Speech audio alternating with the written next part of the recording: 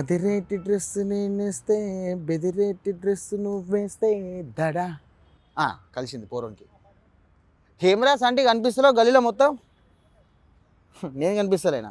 వారే నువ్వు బిజీ అయిపోతున్నావు బిడ్డ. నేను పెద్ద పెద్ద మనుషులతో మాట్లాడానికి వచ్చిన, ఇయ్యాల కూడా ఒక పెద్ద మనుషులతో మాట్లాడానికి వచ్చిన. ఎరికేనా?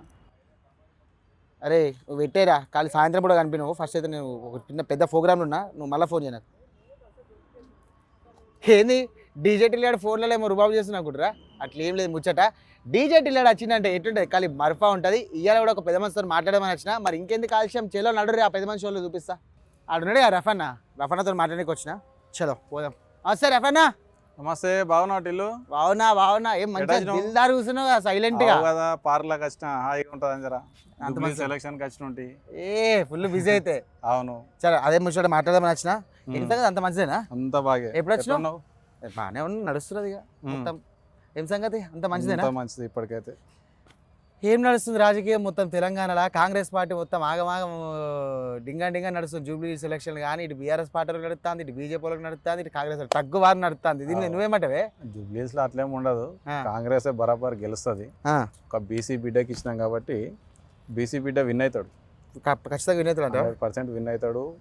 ఇవాళ పాపము భర్త చనిపోయిన బాధలున్న సునీతమ్మను తీసుకొచ్చి కేటీఆర్ రోడ్డు మీద నిలబెట్టించి, అసలు ఆమె క్యాండిడేటా లేకపోతే ఈయన క్యాండిడేట్ అర్థమైతే లేదు. ఆమె ఏ రోజు కూడా జూబ్లీస్ లో ఒక స్పీచ్ ఇచ్చింది లేదు, ఒక సంఘ సేవ చేసింది లేదు. 15 సంవత్సరాలు జూబ్లీస్ ను బస్ట్ పట్టించారు మొత్తం. ఇలా మా బీసీ బిడ్డ నవీన్ యాదవ్ చేసిన సేవలు చాలా ఉన్నాయి. రౌడీ షీటర్ అనే ముందు బీఆర్ఎస్ పార్టీ వాళ్ళు అలా సేవలు ఎన్ని కూడా చూడాలి. నవీన్ యాదవ్ చేసిన పని కూడా చూడాలంటావు? అవు సేవలు చూడాలి కదా. మొన్నటికి మొన్న గర్భవతులు ఉంటే వాళ్ళకు ఒక ఫంక్షన్ చేసిండు, అన్నప్రాసనాలు చేసిండు. ఇట్లాంటి సేవలు ఉన్నాయి. మొన్న బతుకమ్మ ఫెస్టివల్ అయితే ఈ సునీత మేడం భర్త చనిపోయిన బాధలు ఇలా కేటీఆర్ తెచ్చి ఆమెను 2 పిల్లల్ని ముంగటేసి ప్రచారం చేపిస్తుండు. అసలు క్యాండిడేట్ ఎవరు అని కూడా తెలుస్తలేదు. ఆడ కేటీఆరా సునీతమ్మనా అర్థమైతలేదు. అట్లా అంటావా? మరి జూబ్లీ సెలక్షన్ అయితే మస్తు గరం మీద నడుస్తుందంట. ఫుల్ గరమే. ఎవరు గెలుస్తారంటూ? బరాబర్ నవీన్ యాదవ్ గెలుస్తాడు, పక్కా 100% గెలుస్తున్నాను. అంతే అంటవా? మొత్తం మంత్రులు అందరూ కూడా అన్నీ తిరుగుతురు కదా మొత్తం గెలిపేనికి. మంత్రులు అంటే బై ఎలక్షన్, అది బై ఎలక్షన్ కాబట్టి బాధ్యత తెలియడం పార్టీ నిర్ణయం, పార్టీ బాధ్యత. సీఎం గారు చెప్పారు కాబట్టి ఖచ్చితంగా పోవాల్సింది, అడిగి పోవాల్సింది అంటావు. చాలా ఇట్లా 2 ముచ్చట్లు మాట్లాడుకుందాము. ముచ్చట ఏంటంటే రాష్ట్రంలో ఎట్లా నడుస్తుంది ప్రజాపాలన అని చెప్పేసి ముంగడికి వచ్చారు కదా. కాంగ్రెస్ పార్టీ మీద ప్రజలు సంతృప్తి ఉందని అంటావా? 100%. ఎందుకంటే ఒక మొక్కన బీఆర్ఎస్ పార్టీలు ఉంటలేమని అంటారు. మహిళలకు ఉచిత బస్ ప్రయాణం కానీ, ఇంకోటి వచ్చేసి మన కరెంటు బిల్లు విషయంలో కానీ 0 బిల్, రైతు రుణమాఫీ చేసినాం. రైతు రుణమాఫీ చేసిర్రు, అన్నీ చేసిర్రు. మరి ఇన్ని చేసినా కూడా ప్రజలకు అంత రాలేవని చెప్పేసి ప్రజలు అనుకుంటున్నారు. అట్లనే పార్టీలు కూడా, ప్రతిపక్ష పార్టీలు కూడా అంటారు. దీన్ని ఓన్లీ ప్రజలు ఎవరు అనుకుంటలేరు, ఇది ప్రతిపక్ష పార్టీలు పెడుతున్న బురద. 10 సంవత్సరాల్లో వాళ్ళు ఏమి ఇచ్చిరో మరి వాళ్ళు చెప్పమంటే చెప్పరు. 10 సంవత్సరాల్లో దళిత బంధు ఇస్తామని చెప్పారు, ఇచ్చిరా వాళ్ళు ఎవరికన్నా? ప్రతి ఊళ్ళో పోయి అడుగుకోండి ఎవరికి వచ్చిందో. అలా లీడర్లకు ఇచ్చిరు వాళ్ళు దళిత బంధు. అట్లా నడుస్తుంది ఇప్పుడు మొత్తం. మేము ఇచ్చిన పర్ఫెక్ట్ 420 హామీలు ఇచ్చారు కానీ ఏ ఒకటి కాదు, ఏదో నామకే వాస్తా ఒక 4 హామీలు చేసిరు అని చెప్పేసి 100% రేవంత్ అన్న ప్రభుత్వంలో ప్రజాపాలన 100% 5 సంవత్సరాల్లో మేము అమలు చేస్తాం పథకాలు. ఏమైతే చెప్పినా 6 గ్యారంటీలు అవి పక్కా అమలు చేసి తీరుతాం. 100% తీరుతాం. వీడికి పెట్టిన 4 లక్షల కోట్ల అప్పు దాన్ని మిత్తిగట్టలేక భరించకపోతాం రేవంత్ అన్న. ప్రతి నెల ఇంటి సంసారం వల్ల మిత్తిలు కడుతుంది. డైరెక్ట్ ఒక స్పీచ్లనే చెప్పిండు ఆయన, నాకు 18,000 కోట్ల వస్తుంది ఆదాయం, అలా 12,000 కోట్లు అయితే నేను ప్రభుత్వ స్కీమ్లకి ఇవ్వాలి, 3,000 కోట్లు నేను మిత్తి కడుతున్నా ప్రభుత్వం వాళ్ళు చేసిన అప్పులు అని చెప్పి. అట్లా అంత క్లారిటీగా వాళ్ళు చెప్తారు. ఇంకో ముచ్చట ఏంటంటే రఫన్న, నీకు తీసుమార్గాన్ని ముచ్చట అడగాలి. అసలు రఫన్న రాజకీయాలకు ఎట్లా వచ్చాడు? నాది ఉద్యమ పార్టీ. నేను ఓయూ క్యాంపస్ నుంచి ఉద్యమం చేసిన వ్యక్తిని. మా సిద్దిపేట జిల్లా, మాది కేసీఆర్ వాళ్ళ సొంత గ్రామమైన పక్క గ్రామం, మాది పెద్దలింగారెడ్డిపల్లి అని ఉంటుంది. అక్కడికి వచ్చిన వ్యక్తిని. అక్కడికి వచ్చినావు. స్టార్టింగ్ ఏడికెళ్ళి మొత్తం కార్యకర్త కాడికెళ్ళి ఇట్లా? నేను విద్యార్థి దశ నుంచి కార్యకర్తగా పనిచేసిన. ప్రతి ఉద్యమంలో రైలు రోకో కానీ, బస్ ధర్నాలు కానీ, మిలియన్ మార్చులు కానీ ప్రతి ఉద్యమంలో పాల్గొన్న వ్యక్తిని. అక్కడ నుండి నా రాజకీయం స్టార్ట్ అయింది, విద్యార్థి విభాగం నుండి. రఫన్న, స్టేట్ మైనార్టీ సంబంధించిన దానికి నువ్వు జనరల్ సెక్రటరీ ఉన్నావు. ఇంతదాకా రానికి ఎంత కోషిష్ చేసినావు? అసలు రాజకీయాల్లో ఎన్ని ఒడిదుడుకులు ఉన్నాయి, ఏంది కథ, ఏదైనా తక్లీఫ్లు ఉన్నాయి, ఏం కథ ఒక్కసారి నాకు చెప్పు. నేను నా స్టడీ అయిపోయిన తర్వాత 2014లో నేను ఏనుగు రవీందర్ రెడ్డి, కామారెడ్డి జిల్లా ఎల్లారెడ్డి నియోజకవర్గం నుంచి ఏనుగు రవీందర్ రెడ్డి ఉండే బీఆర్ఎస్ నుంచి. ఆయనతో కలిసి పనిచేసిన వ్యక్తిని. తర్వాత దురదృష్టం ఏంటంటే 2009లో ఆయన ఓటమి అయిపోయింది, 19లో ఓటమి అయిపోయిన తర్వాత ఆయన బీజేపీలో పోయిన తర్వాత మేము బీజేపీలోకి వెళ్ళకుండా అలానే మేము కంటిన్యూషన్ చేసినాం. ఏ పార్టీ నుంచి అయితే కాంగ్రెస్ పార్టీ నుంచి గెలిచిండో ఎమ్మెల్యే జాజల సురేందర్ అని మా కాన్స్టిట్యూన్స్ ఎమ్మెల్యే మాజీ, ఆయన ఏం చేసిండంటే మా ఏనుగు రవీందర్ రెడ్డి వర్గం ఏదైతే ఉంటుందో వాళ్ళను టార్చర్ చేయడం మొదలుపెట్టింది. అరే అలా కాంగ్రెస్ పార్టీ ఎవరైతే ఉండేనో అప్పుడు కాంగ్రెస్ పార్టీలో వాళ్ళని దగ్గర చేయడం, మేము అప్పుడు బీఆర్ఎస్లో ఉన్న వ్యక్తులను టార్చర్ చేయడం జరిగితే అప్పుడు మేమేం చేసినంటే మదన్ మోహన్ రావు అని జహీరాబాద్ పార్లమెంట్ నుంచి లేవాడు కాంగ్రెస్ పార్టీ నుండి. ఇప్పుడు ప్రస్తుతం ఎమ్మెల్యే అని. తక్కువ ఓట్లతో ఓడిపోయింది ఆయన, 3000 ఓట్లతో ఓడిపోయింది అప్పుడు. అయితే ఆయన ఏం చేసిండు, రఫీ నువ్వు మా పార్టీలోకి రావాలి, నీ సేవలు కూడా మాకు అవసరం, నువ్వు ఖచ్చితంగా కాంగ్రెస్ పార్టీలోకి రా, నీకు నేను భవిష్యత్తు ఇస్తా అని చెప్తే నమ్మకం ఇచ్చాను. తర్వాత నేనేం చేసిన, కాంగ్రెస్ పార్టీలో ఇదే అజారుద్దీన్, నిన్న క్యాబినెట్ మినిస్టర్ అయిన అజారుద్దీన్ తోటి మా కాన్స్టిట్యూన్సీలో లింగంపేటలో కండువ కప్పుకున్నాం. కాంగ్రెస్ పార్టీ లింగంపేటలో కప్పుకున్న తర్వాత మేము కాంగ్రెస్ పార్టీకి ప్రతి కార్యక్రమంలో పాల్గొన్నాము. మొత్తం ఫుల్ బ్లెడ్జ్గా పాల్గొన్నారు. అయితే బట్టి పాదయాత్రలు ఉన్నాం, పొంగులేటి శ్రీనివాసరెడ్డి గారు అక్కడ సభ పెడితే ఖమ్మం కూడా పోయినాం, రేవంత్ అన్న పాదయాత్రలో పాల్గొన్నాం. ప్రతిదిగా మా ఎమ్మెల్యే గారు కూడా 180 గ్రామాలు గడప గడప తిరిగిరు వాళ్ళు. ప్రతి గడప, ఆ గడప గడపలో కూడా మేము పాల్గొన్నాం మదన్ మోహన్ రావు తోటి. ఆయన చేసిన సంఘ సేవలు, ఆయన కరోనా టైంలో పిచికారి కొట్టియడం, కరోనా టైంలో ప్రజల్ని ఆదుకోవడం, అవి సేవలు ఉన్నాయి కాబట్టి ఆయన కష్టం తగ్గ ఫలితం దక్కించింది. ఇలా మా ఎమ్మెల్యే గెలిచాం కాబట్టి నాకు స్టేట్ జనరల్ సెక్రటరీని అడగలేదు అన్నాను, అన్న పార్టీ లేదన్న బాధ్యత ఇప్పియండి అని ఒక్కోసారి అన్నందుకు నాకు నేను మండల అధ్యక్షుడు కాలేదు, డైరెక్ట్ నాకు రాష్ట్ర ప్రధాన కార్యదర్శి పోస్ట్ ఇప్పించాను మొదలు. అట్లా ఉంచుకో పేరు మొత్తం కూడా రాజకీయంలో. మరి ఎల్లారెడ్డి నియోజకవర్గంలో ఎట్లున్నది ఇప్పుడు ప్రస్తుతం పరిస్థితి? కాంగ్రెస్ ఎల్లారెడ్డి నియోజకవర్గంలో చాలా బ్రహ్మాండంగా ఉంటుంది. మదన్ మోహన్ రావు గారు వర్కులు కూడా చాలా చేస్తున్నారు. ప్రతి గ్రామంలో ఇలా ఎన్ఆర్జీఎస్ ఫండ్స్ అని ప్రతి గ్రామంలో సీసీ రోడ్ల విషయాలలో కానీ కొన్ని అప్పటి ఎమ్మెల్యే మొత్తం పనులు ఆపేసిపోయింది. ఇలా గొప్పగా చెప్పుకుంటాడని నేను పొజిటింగ్లు తెచ్చినా, నేను అవరాబాయి నువ్వే తేవచ్చు, మరి పనులు ఎందుకు జరగలే? నాకు ఎలక్షన్లు వచ్చినాయి, 5 సంవత్సరాలు నీకు టైం ఇచ్చారు పబ్లిక్, 2 సంవత్సరాల ముందే తెచ్చుకొని ఈ పనులు మొత్తం కంప్లీట్ చేయను ఎలక్షన్ వరకు. ఏదో ఎలక్షన్ టైంలో ప్రొసీడింగ్లు తెచ్చి నేను చేసిన అంటే కాదు కదా. ఆ కాంట్రాక్టర్లు అంతా దింకపోయారు. అప్పుడు మళ్ళీ తోలుకొచ్చి మదన్ మోహన్ రావు సీసీ రోడ్లు కానీ, అది ట్యాంక్ బండ్ కానీ, ఎల్లారెడ్డిది ఇవన్నీ పనులు చేసుకుంటూ ముందు అవుతుంది. తెలంగాణ రాష్ట్రంలో కాంగ్రెస్ పార్టీకి సంబంధించి ఒక ముచ్చట ఏంటంటే, ఇటు బీఆర్ఎస్ పార్టీ వాళ్ళు ఒకటే అంటారు, ఎంతసేపు మా మీదనే కాన్సన్ట్రేషన్ పెట్టారు కానీ కనీసం అభివృద్ధి అంటే ఏందో తెలియదు అని అంటారు. దాని మీద నువ్వేమంటారు? బీఆర్ఎస్ పార్టీ వాళ్ళు వాస్తవానికి వాళ్ళ సొంత ఎజెండాతో వాళ్ళు పోతలేరు మొదటి. మేము చేసినాం, ఏం చేసిరు పోయి మీరు ఏం చేసిరు? రైతులకు లక్ష ఉద్యోగాలు వేస్తాను, వేసిన ఉద్యోగాలకు పేపర్ లీక్లే అన్ని. నువ్వు చేసిందేముంది రాష్ట్రంలో? ఒక పింఛన్లు ఇవ్వచ్చు, ఆ పింఛన్లు మేము కూడా ఇస్తున్నాం. 200 రూపాయలు అప్పటి వైఎస్ రాజశేఖర రెడ్డి పెడుతూ నువ్వు 2000 ఇవ్వచ్చు. మేమే కదా పింఛన్ చాలు చేసింది, నువ్వు ఇచ్చిందేముంది? ఇంతదాకా పెంచుకుంటూ వచ్చినాము, రైతులకు ఆదుకున్నాము, కళ్యాణ లక్ష్మి, షాది ముబారక్ అన్ని కూడా మేమే చేసుకొచ్చినాము, దాన్నే ఇప్పుడు కంటిన్యూ చేస్తారు పేరు. అవును, అది కంటిన్యూషన్ చేయవలసిందే కదా. ఇప్పుడు కళ్యాణ లక్ష్మి కానీ, రైతు రుణమాఫీ కానీ తీసేసే హక్కు లేదు మనకు. కావాలంటే పెంచే హక్కు ఉంది కానీ ఏ గౌరవం? ఇప్పుడు మేము ఈ 6 గ్యారెంటీలో ఇస్తున్నాం, రేపు కేసీఆర్ లేకపోతే కేటీఆర్ వచ్చి తీసేరేడాడు గవర్నమెంట్ వచ్చిన తర్వాత. కంటిన్యూషన్ చేయవలసింది అది. అన్న నేను అడుగుడు మర్చినా నీకు అసలు ముచ్చట, మదన్ మోహన్ అన్నకి జర్రల మంత్రి పదవి పోయిందని చెప్పేసి టాకు, దాని మీద నువ్వేమంటావు? 100% నిన్నటి అజారుద్దీన్ క్యాబినెట్ చూసిన తర్వాత నిన్న సుదర్శన్ రెడ్డి గారికి ఏదైతే ప్రభుత్వ సలహాదారు ఇచ్చిరో మా జిల్లాకు మాత్రం వస్తుందని మాకు చాలా నమ్మకం ఉంది. మదన్ అన్నకు అన్ని రోడ్లు పెద్ద నేషనల్ హైవేనే క్లియర్ అయిపోయింది. ఆయనకి ప్రేమ్సాగర్ రావు ఒక వెల్మ సామాజిక వర్గం నేత కాబట్టి ఆయనకే వస్తుందని ఒక భయం ఉండే మాకు. ఆయనకు కూడా ప్రభుత్వ నిన్న ఏది సివిల్ సప్లై కార్పొరేషన్ చైర్మన్ ఇచ్చేసారు కాబట్టి మా అన్నకు 100% మదన్ అన్నకు ఖచ్చితంగా వస్తా అంటావు మంత్రివర్గంలో చోటు దక్కుతుంది. ఎందుకంటే ఆయన మంచి ఎడ్యుకేటెడ్ పర్సన్ అన్న, ఐటీ కంపెనీలు ఉన్నాయి ఆయనకి, ఇండస్ట్రీలు ఉన్నాయి, ఏడ అమెరికాలో అక్కడ ఇక్కడ మంచి ఎడ్యుకేషన్ పర్సన్, అమాయకుడు మా మదన్ అన్న. ఆ అమాయకత్వమే ఆయనకి ఇలా మంత్రి పదవి తెచ్చింది. రైట్ రఫన్న, ప్రధానంగా ఎన్నికలలో ఇచ్చే కామారెడ్డి డిక్లరేషన్లో మీ నియోజకవర్గంలోనే బీసీ డిక్లరేషన్ ఇచ్చారు, అది ఇంకా అమలు అయితే లేదు, కావాలని జాప్యం చేస్తున్నారు అని చెప్పేసి అంటారు. దీని మీద నువ్వేమంటావు? 100% ఇలా బీజేపీ బీఆర్ఎస్ ఆడుతున్న నాటకం బీసీ డిక్లరేషన్ మీద. కామారెడ్డిలో ఆ రోజు రాహుల్ గాంధీ గారు వచ్చి బీసీ డిక్లరేషన్ 42% మేము అమలు చేస్తామని చెప్తే ఉమ్, ఇలా గవర్నర్ దగ్గర మా రేవంత్ రెడ్డి సాబ్ ఫైల్ పెట్టిండు ఉమ్, మాకు బీసీ 42% రిజర్వేషన్ ఇవ్వమని. ఆ రోజు కేసీఆర్ చెప్పిండు ఎంతనైనా చేసుకోవచ్చు అని. ఉమ్, మరి ఇవాళ ఎందుకు జరుగుతలేదు? అది ఉమ్. బీఆర్ఎస్ ఆపుతుందా బీజేపీ ఆపుతుందా అర్థం అవుతలేదు. అంటే ఇటు మైనార్టీ వాళ్ళకు ఇచ్చి ఇటు బీసీలకు ఇస్తే కనుక అది పెరుగుతున్నది 62 దాకా పోతుంది. ఇవాళ బండి సంజయ్ అంటుండు మైనార్టీలకు 10% ఇస్తే మేము ఒప్పుకోమంటుండు. మీకు ఇచ్చిన డిక్లరేషన్లు ఉందా మైనార్టీలకు 10% ఇస్తామని? అప్పటి వైఎస్ రాజశేఖర రెడ్డి 2004లో మాకు 4% రిజర్వేషన్ ఇచ్చిండు. బీఆర్ఎస్ పార్టీ కూడా 12% రిజర్వేషన్ ఇస్తా అన్నది. అగలే 4 महीने के इलेक्शन में अगले 4 महीने के अंदर అన్నది. ఇప్పటి వరకు 12% రిజర్వేషన్ కూడా అమలు చేయలే.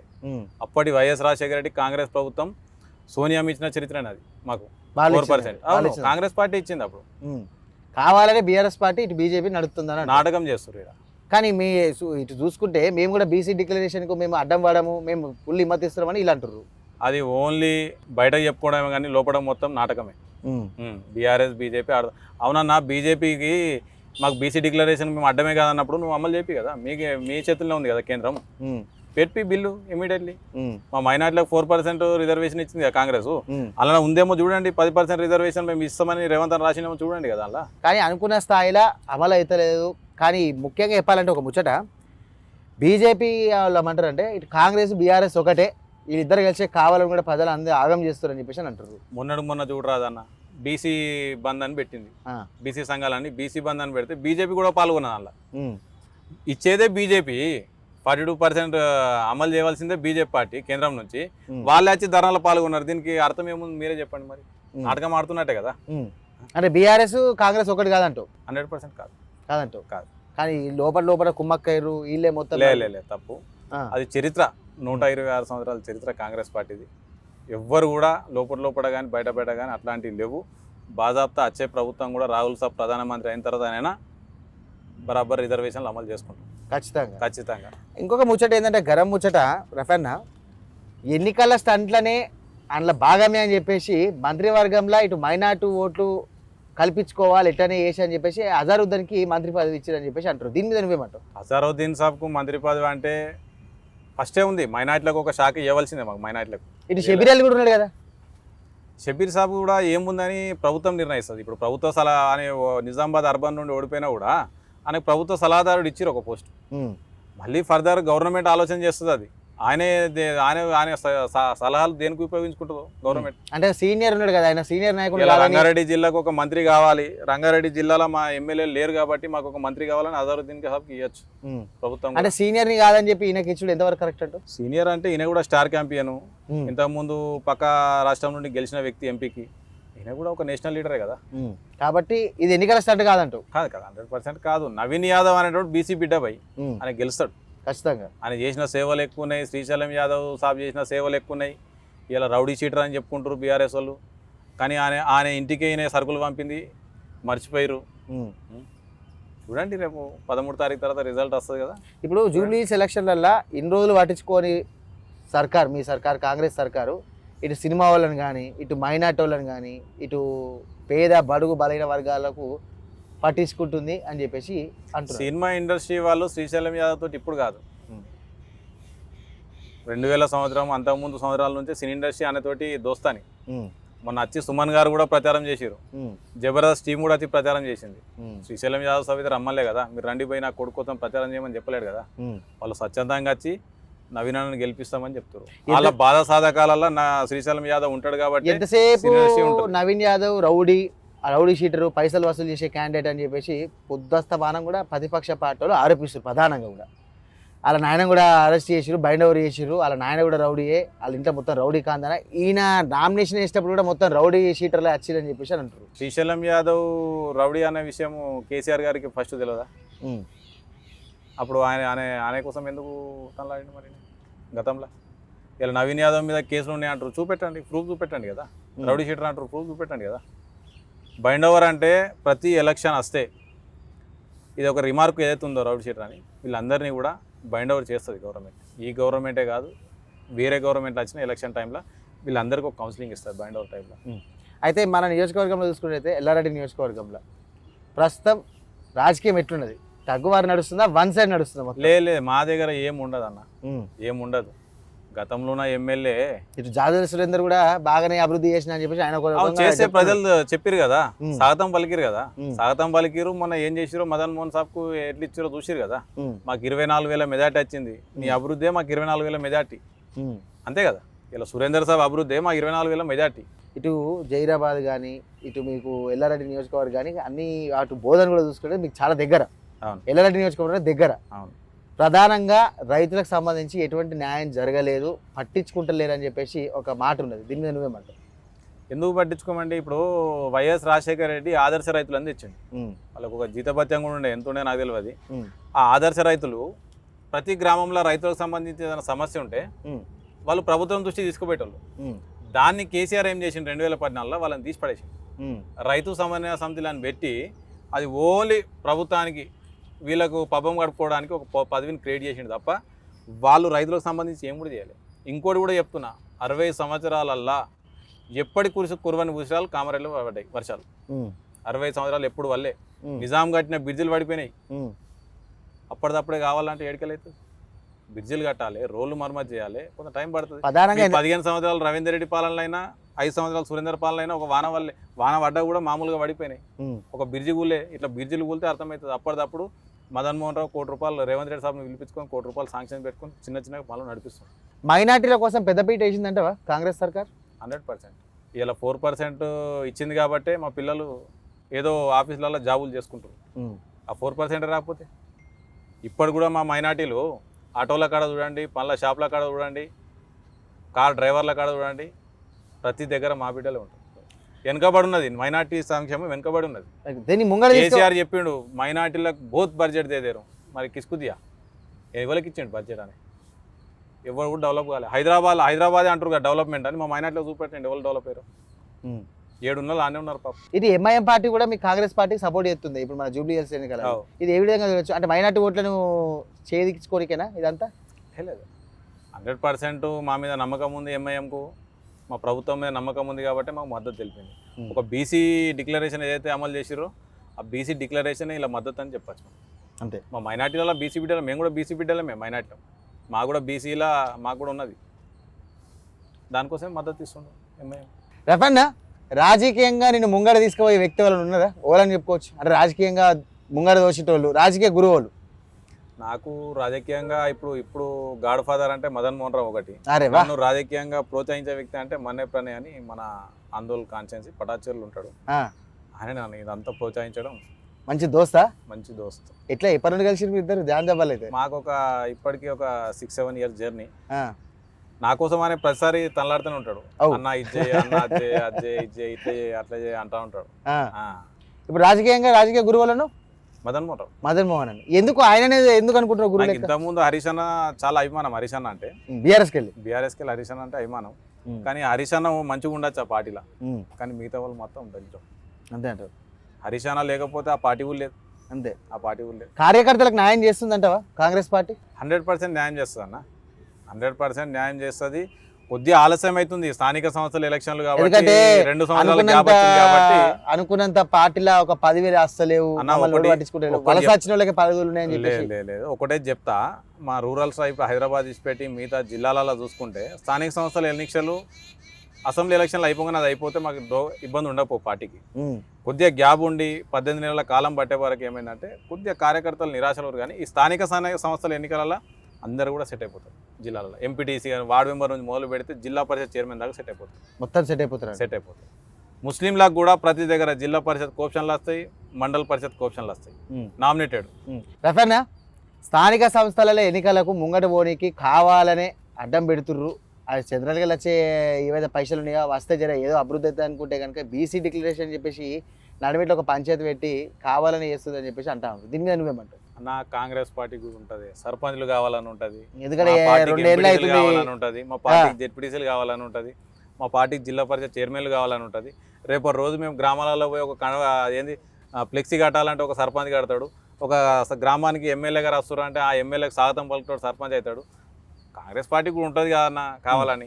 అరే బీసీ డిక్లరేషన్ అమలు చేస్తామని చెప్పినాం కాబట్టి చేసేదాకా ఆగుదామని అవుతున్నాం. 18 నెలల సమయం లేట్ అయింది, అది వాస్తవం. కానీ అది ఖచ్చితంగా తెచ్చిన తర్వాతనే నేను ఎలక్షన్ పోతాను మా సీఎం గారు అంటారు కాబట్టి కొద్దిగా ఆలస్యం అవుతుంది. రఫన్న కూసం కాలు నొత్తానే మనం గడిపోయి మాట్లాడుకుందాం నాడు.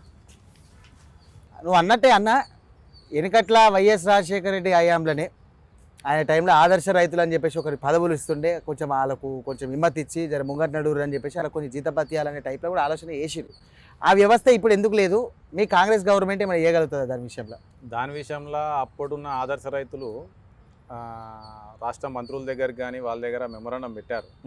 ఇప్పుడు ఈ క్యాబినెట్లలో కూడా చర్చిద్దామంటే ఈ బీసీ డిక్లరేషన్దే నడుస్తుంది. స్థానిక ఎన్నికలు ఇప్పుడు 3 క్యాబినెట్ జరిగినాయి. అవే రేపు జరగబోయే క్యాబినెట్ విస్తరణలో ఏమైనా పెడతారనే నమ్మకం అయితే నాకున్నది. మా రేవంత్ అన్న కూడా మళ్ళీ ఆదర్శ రైతు వ్యవస్థ తెస్తాడని నాకైతే నమ్మకం ఉన్నది. ఖచ్చితంగా ఆదర్శ రైతులు మళ్ళీ ఎక్కితే రైతులకు పనిముట్ల విషయాలలో కానీ ఏమైనా విత్తనాల విషయాలు కానీ గ్రామాలలో హెల్పింగ్ అవుతుంది రైతులకు. ఖచ్చితంగా రైతులు. మరి ఇప్పుడు మైనార్టీ విభాగానికి జనరల్ సెక్రటరీ ఉన్నావు, ప్రధాన కార్యదర్శి ఉన్నావు కదా, మీ మైనార్టీకి సంబంధించిన శాఖకు కానీ అలాగే మైనార్టీ ప్రజలకు నువ్వేం చెప్పాలనుకుంటున్నావు? నీ ఆధ్వర్యంలో ఏం చేయాలనుకుంటున్నావు వాళ్ళకు? ఖచ్చితంగా మైనార్టీలకు కాంగ్రెస్ పార్టీ కాంగ్రెస్ పార్టీ చేస్తుంది. బీఆర్ఎస్ పార్టీ అప్పటి బీఆర్ఎస్ పార్టీ దోకాబాజీ పార్టీ, అది మా మైనార్టీలను నిండా ముంచిన పార్టీ.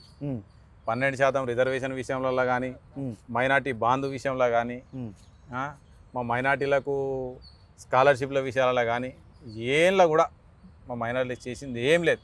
ఓ 4 పదవులు ఇచ్చి ముంగడ చూపెట్టింది మొహమ్మద్ అలీ సుంటోనికి వాళ్ళకి వీళ్ళకి ఇచ్చేసి ముంగడ చూపెట్టింది తప్ప ఆ మొహమ్మద్ అలీకి కూడా లింగంపేట అంటే కూడా తెలియదు, హైదరాబాద్ తప్ప. అట్లాంటి వ్యక్తికి ఇచ్చి ఏదో డమ్మిగా కూర్చునే పెట్టింది తప్ప మైనార్టీలకు చేసింది ఏం లేదు. ఇదే కాంగ్రెస్ పార్టీ బరాబర్ చేస్తుంది. అప్పుడు కూడా కాంగ్రెస్ పార్టీ చేసింది, ఇప్పుడు కూడా మా 15 నెలలు అయింది కదా, ఇంకా కొద్దిగా సమయం అయితే అన్నీ సెట్ అయిపోతాయి. ఇలా రేవంత్ అన్నకు కూడా కేంద్ర ప్రభుత్వం సతాయిస్తుంది, అటు ఇటు రాష్ట్ర ప్రభుత్వంలో బీఆర్ఎస్ పార్టీ చేసిన అప్పులు బాగున్నాయి. ఇవి సెట్ చేసుకునే వారికి ఇంత టైం పడుతుంది, ఇంకా టైం పడుతుంది. 4 లక్షల కోట్ల అప్పు, దానికి మిత్తి మన ఇంటి సంసారం లెక్కన అది కూడా ఇంట్లో మేమైతే అభివృద్ధి అంటే ఇప్పుడు రేవంత్ అన్నకైతే తెలియదు కదా గింత పొక్క చేసిపోయారని. రేవంత్ అన్న కూడా ఒక సందర్భంలో చెప్పిండు, మీకు అన్ని బిందెలు ఉన్నాయి అనుకున్నా కానీ అంత లబ్బర్ బిందెలే కనబడుతున్నాయి ఒక విషయంలో చెప్పిండు. స్టార్టింగ్ ముఖ్యమంత్రి అయినప్పుడు ఏం చేశాడు, రోజు 12 గంటలు సెక్రటరీలో కూర్చుంటుండు పాపమని. ఎటు చూడు రేవంత్ అన్న ఎటు పోయినా తిరుగుతుండు. కేసీఆర్ లెక్క ఇంట్లోనే వంటలేడు. ఇంత పెద్ద ఎలక్షన్ జరిగితే కూడా ఏ రోజు నాకు కనిపెట్టాడు. మీకు సునీతమ్మ నామినేషన్ కూడా రాని వ్యక్తి అధ్యక్షుడు. అట్లాంటి వ్యక్తి అలా సునీతమ్మని గెలిపియండి అంటే సునీతమ్మ ఏం చేస్తుంది పాపం, ఆమెకు మాట్లాడరాదు, జూబ్లీస్లో ఏం చేయరాదు. కేటీఆర్ఏ క్యాండిడేట్ అంటున్నాడు. నిన్న పోతే నేను జూబ్లీస్లో నాకు రహమత్ నగర్ అని ఇన్ఛార్జ్ ఇచ్చిరాడు పోతే, అసలు జూబ్లీస్లో బీఆర్ఎస్ నుంచి నాకు తెలిసి కేటీఆర్ ఉన్నట్టుండు, ఊకే ఆయనే మాట్లాడుతుండు, స్పీచ్లు ఆయనే మొత్తం నామినేషన్ల కాడ నుంచి ఆయనే చూస్తుండు, మరి ఆయనే కావచ్చు అంటారు. ఇంకొక ముచ్చట ఏంటంటన్నా, మరి స్టేట్ జనరల్ సెక్రటరీగా ఉన్నావు కదా, ప్రధాన కార్యదర్శి ఉన్నావు, ఏమైనా అనుకుంటున్నావా మీ ఎమ్మెల్యే మదన్ మోహన్ అన్నతో ఏమైనా వేయించుకుందాము, ఒక మంచి పదవి ఏమైనా ఆశిస్తున్నావా? అడిగినా నేను ఎమ్మెల్యే గారికి ప్రభుత్వంలో మంచి ఒక పదవి ఇప్పియని నామినేటెడ్ ఇవ్వమని అడిగినా. అడిగితే అన్న ఖచ్చితంగా సాయశక్తి నేను ప్రయత్నం చేస్తా అని చెప్పిండు. వస్తుందనే నమ్మకం అయితే నాకు ఉన్నది. ఖచ్చితంగా మదన్ మోహన్ సాబ్ తెచ్చి నా చేతిలో పెడతానని నా నమ్మకం ఉన్నది. బీజేపీ పార్టీ వాళ్ళు మైనార్టీలకు వ్యతిరేకమని అంటారు, దీని మీద నువ్వేమంటావు? 100% బీజేపీ బండి సంజయ్ ఉన్నాడు, రాష్ట్ర మాజీ అధ్యక్షుడు. బండి సంజయ్ని ముస్లింలను తిట్టకుండా ఒక స్పీచ్ ఇవ్వమని, మా ముస్లింలను తిట్టకుండా ఒక స్పీచ్ ఇవ్వమని, ఇవ్వలేడు. మళ్ళీ హిందూ అనే పదం చేయకుండా ఒక స్పీచ్ ఇవ్వమని, ఇవ్వలేడు. ఈ 2 పెట్టుకొనే ఆయన పబ్బం గడుపుతుండు, ఎంపీ అవుతుండు తప్ప అసలు వాళ్ళు చేసేది ఏం లేదు. మేము హిందూ ముస్లిం బాయిగా కలిసిమెలిసి ఉంటాం తెలంగాణ రాష్ట్రంలో. అట్లాంటి ఫీలింగ్స్ ఉండే ఇక్కడ. రఫన్న నేను పోతే టైం అవుతుంది, నువ్వు బిర్యానీ తినిపిస్తున్నావు కాబట్టి మనం పోదాం బిర్యానీ కాడికి. ముచ్చట ఏంటంటే లాస్ట్ మన ప్రేక్షకులందరూ చూస్తున్నారు, కాంగ్రెస్ పార్టీ ఇంకా ఎసుంటి నిర్ణయాలు తీసుకుంటే బాగుంటుంది, నీ ఆధ్వర్యంలో ప్రజలకు ఏది చేస్తే బాగుంటుంది అని చెప్పేసి అనుకుంటున్నావు, నీ ఒపీనియన్ ఏంది? ప్రజలకు ఏం చెప్పాలనుకుంటున్నావు? ఇలా కాంగ్రెస్ పార్టీ వచ్చి 18 నెలలు గడుస్తుంది. కొద్దిగా ఇబ్బందులు ఉన్నది ప్రభుత్వం.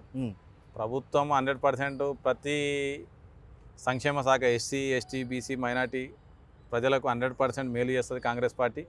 కొద్దిగా సమయం పడుతుంది దానికి. ఇక బీఆర్ఎస్ పార్టీ వాళ్ళు చేస్తలే అరే మీరేం చేసిర్రు 10 సంవత్సరాలు, ఒక పింఛన్ ఇచ్చి మేము ఇచ్చినామంటారు. ఒక దళిత బంధు ఒక కాన్స్టిట్యున్సీలో ఒక 10 ఏళ్ళైన వాళ్ళు దాని పేద స్టేజ్ చేసేసి మేము ఇస్తున్నామని చూపెట్టుకుంటారు. మరి రేవంత్ అన్నలో చూపెట్టుకోలే కదా. ఇలా 1,00,000 ఉద్యోగాలు ఫిలప్ చేసిండు. గ్రూప్ 1 మీరు పేపర్ లీక్ చేసిర్రు, మరి రేవంత్ అన్న ఫిలప్ చేసిండు. గ్రూప్ 2 మీరు పేపర్ లీక్ చేసిర్రు, మరి రేవంత్ అన్న ఫిలప్ చేసిండు. మీరేం చేసిర్రు అప్పుడు? అన్ని పేపర్ లీక్లే, దొంగ హామీలు, దొంగ కథలు ఇస్తాడు. కొద్దిగా టైం పట్టురు, అన్నీ చూపెడతాడు మీకు. రేవంత్ అన్న ఏందో అన్నీ చూపెట్టుకుంటూ వస్తుండు మెల్లమెల్లగా. ఇలా నిరుద్యోగుల దగ్గరకు పోయి ఎవరు మంచోడు రా అంటే రేవంత్ అన్ననే మంచోడు అంటారు. మీరు దోకలు రా, మీరు దొంగబాజీ రా అంటారు. ప్రభుత్వాన్ని బీఆర్ఎస్ పార్టీని Hmm. ఎటు దిక్కు తోల్చాక ఇంట్లో మనసున పట్టాక ఇంట్లో టైంపాస్ కాక బీఆర్ఎస్ ఎలక్షన్లో తిరుగుతుండు కేటీఆర్ తప్ప ఏమో సునీతమ్మ మీద ప్రేమతోటైతే కాదు కాదంటావు. కాదు సరే మరి నువ్వు జూబ్లీ ఎలక్షన్లలో మస్తు జోరు మీద నడుస్తుంది, అట్లనే ప్రచారం కూడా చేస్తున్నావు అని తెలిసింది. అవును. సరే మరి మీ నవీన్ యాదవ్ అన్న గెలవాలని కూడా మనస్ఫూర్తిగా కోరుకుంటున్నావు. సరే చూద్దాం ఎలక్షన్లలో ఎట్లయితుందో. ఖచ్చితంగా 100% గెలుస్తాడు నవీన్ అన్న, ఆ, ఖచ్చితంగా గెలుస్తాడు. జూబ్లీహిల్స్ ప్రజలకు సేవ చేసుకుంటాడు. ఆయన ఒక్కసారి గెలిస్తే 15-20 సంవత్సరాలు ఆయననే ఉంటాడు ఎమ్మెల్యేగా. వా. సరే మళ్ళీ నేను పోతా, రైట్, మనం దావా చేసుకుందాం చేసే పట్ల మన వాళ్ళకి బాగా చెప్పేసి వస్తా. సరేనా? ఓకేనే. రైట్. సో చూసారు కదా ముచ్చట ఎట్టున్నది. రఫీయుద్దీన్ అన్న జనరల్ సెక్రటరీ, మైనార్టీ సెల్ నాయకులు, కాంగ్రెస్ పార్టీ కూడా ఎల్లారెడ్డి నియోజకవర్గంలో మంచిగా అభివృద్ధి అవుతుందని చెప్పేసి చెప్తున్నారు. అట్లనే కాంగ్రెస్ పార్టీ కూడా ఖచ్చితంగా వెళ్తుంది జూబ్లీహిల్స్ ఎన్నికలలో అని అంటున్నారు. అట్లనే మేము కష్టపడుతున్నాం, ఖచ్చితంగా కూడా మళ్ళీ ప్రభుత్వం మాదే, ఈ 22 నెలలలో చేసిన అభివృద్ధి కాక ఇంకా మస్తుగా అభివృద్ధి చేస్తామని అంటున్నారు. మరి గిది ఇలా డీజే టిల్లు గారితో ముచ్చట. మరి మళ్ళొక ముచ్చటతో మళ్ళీ కలుస్తా. గప్పదాకా చూస్తానండ్రి. ప్రైమ్ 9.